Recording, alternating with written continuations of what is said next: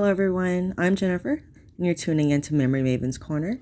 Today I have a Smash Your Stash little 4x5 chipboard mini album with a ribbon binding,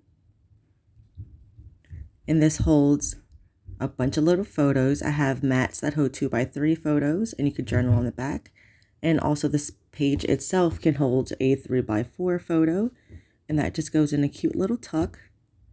And I also made these fun little clusters that I fussy cut all these little elements out of the extra leftover pages I had to add a little detail and little elements. In the back, I made some little journaling cards, and I just used a ruler and a pen to make some straight lines and added little decorative arrows. And that is from the School Days collection by Echo Park. And then I did another album. This one is a travel theme. I'm not quite finished with that one, but today I'm going to show you how to create the base of these albums. And we're going to be using Echo Park's Magical Adventure collection. All the supplies and materials I used for this project is going to be in the link below to my blog, so you can have a full write-up of everything in one place for you. So be sure to check that out before you start your project. So here I'm just going to be marking where I'm going to put my punch holes, and I'm going to want to go down an inch from each corner and then 1/2 inch in.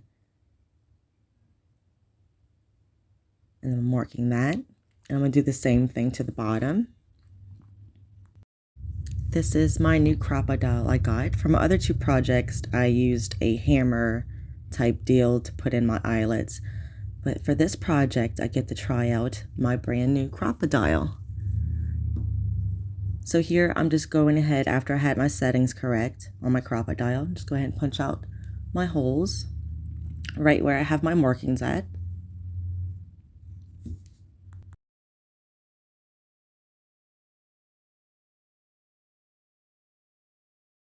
You can now just use the first one that you hole punched as a template for the rest of the 5 pieces of chipboard. So that's what I'm gonna do now. I'm just gonna lay it on top. I attempt to try to cut through 2 layers. I don't know what I was thinking, but obviously that's not gonna work. So yes, just use it as a template. So you can mark out exactly where your holes are, make it go nice and quick for you so you don't have to measure it out each time. And that's what I'm doing. I'm just gonna mark them out and hole punch all 5.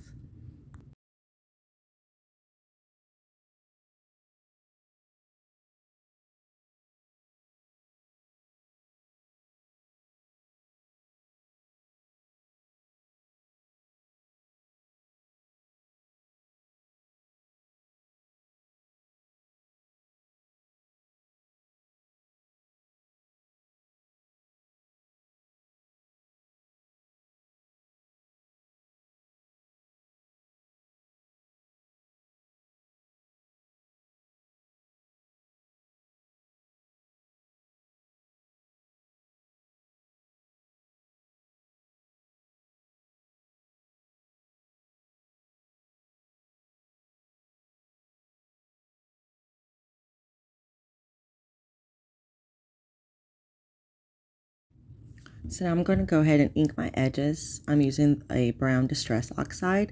You could also use a permanent black ink pad. That would work lovely. I used that on one of my other albums instead of the brown, and it came out very nice. You could use your little dauber thing right there, or to make it go faster, I just use my ink pad. So I'm just going to continue and ink all 4 edges of every piece of chipboard.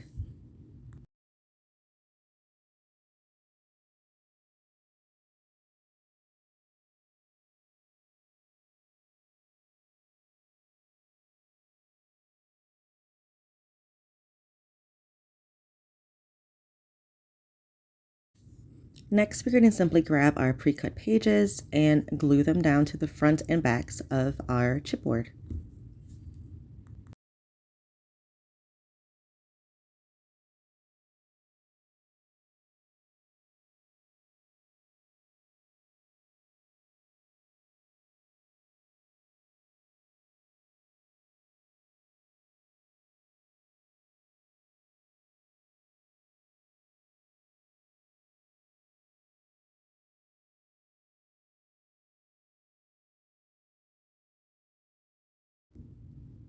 Before you go ahead and glue down that bottom page right here like I'm attempting to do, getting a little ahead of myself, you're going to need to trim up the little straight edges around and take your crocodile or your hole puncher that you're using and go ahead and punch through the paper through the hole, just like I'm doing, like so.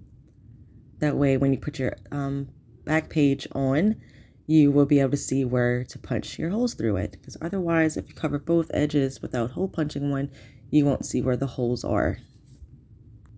And I'm going to just continue this same process with the rest of the chipboard pieces and paper.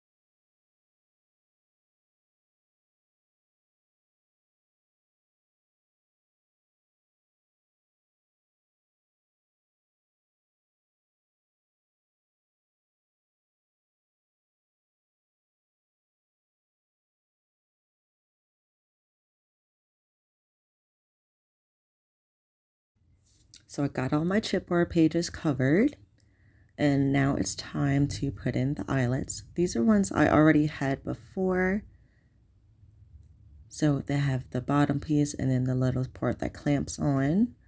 But with my crocodile, I'm learning that there's a different type of eyelet I can get that it doesn't need the little bottom pieces. The eyelet itself, once you clamp it, folds into each other.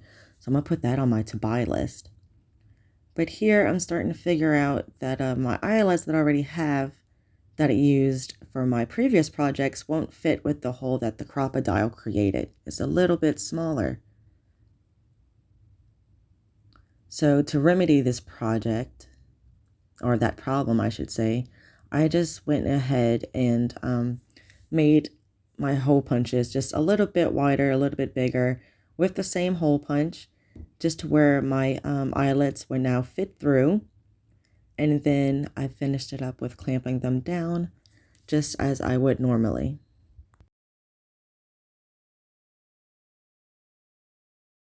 So here you see me just fixing my mistake, making my hole a little bit wider and a little bit bigger so that my eyelet would fit through nicely and easily.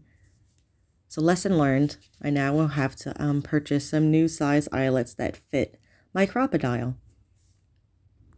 Also, I want to let you guys know that the eyelets are a complete option to you guys. If you don't have extra eyelets at the house, you don't have to use them for the project. The chipboard with the paper is sturdy enough to where the ribbon's not going to cause it to tear or rip through or snag or anything. So those are completely optional. But I did have a bunch of them, like I had said earlier, and just to use them up and actually to use my crocodile, I wanted to use them in the projects, and I like the finished look that it gives the album itself. But don't stress if you don't have any. It'll work and look just as fine without it.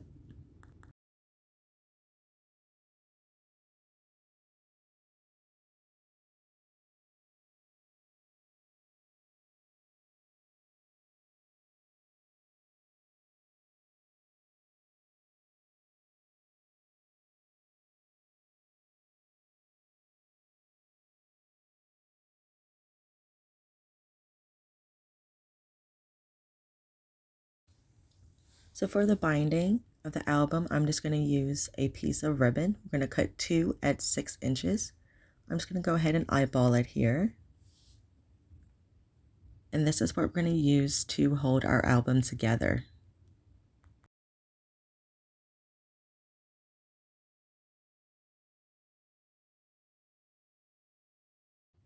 what we're going to do is I'm just going to simply take one page at a time and string it through each of the eyelets.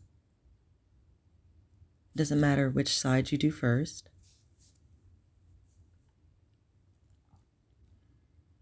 Then once we get it all the way through here, I'm just making sure my ribbon is even and all the pages kind of line up the same. And then I'm going to tie a knot, but while I tie a knot, I like to keep my finger down in the space below right there to create a nice gap.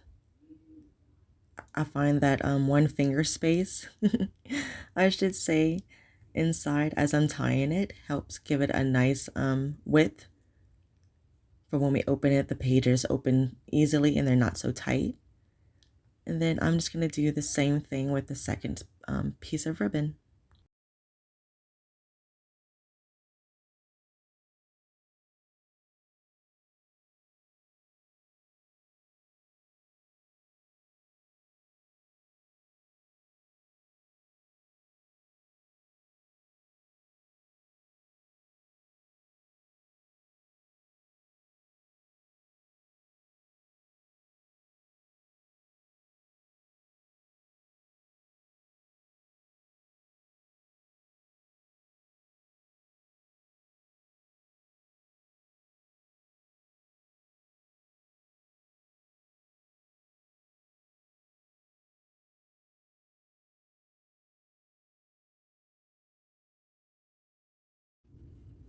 Now that's all tied up. Once we flip through here, you can see that our spacing is nice and each page opens easily. Even when we decorate it and add it later on, elements to the inside, it's going to have enough space to still open nice and smooth. And I'm just going to go ahead and cut the ribbon down here at an angle. I like my ribbon kind of short. I don't like it very long.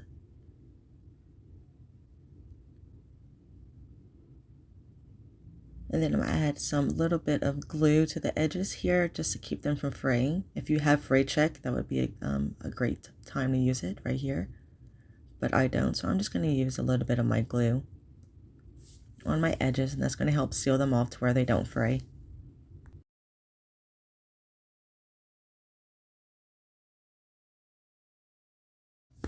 Thank you everyone for joining me. I do plan to have a part 2 to this tutorial. The second part is going to be all about the decorating, making the tags, the tucks, the little fussy cut elements that go on our tags, and all that fun stuff. So I hope you join me then. Be sure to hit that subscribe button and the bell so you know when the next video comes out.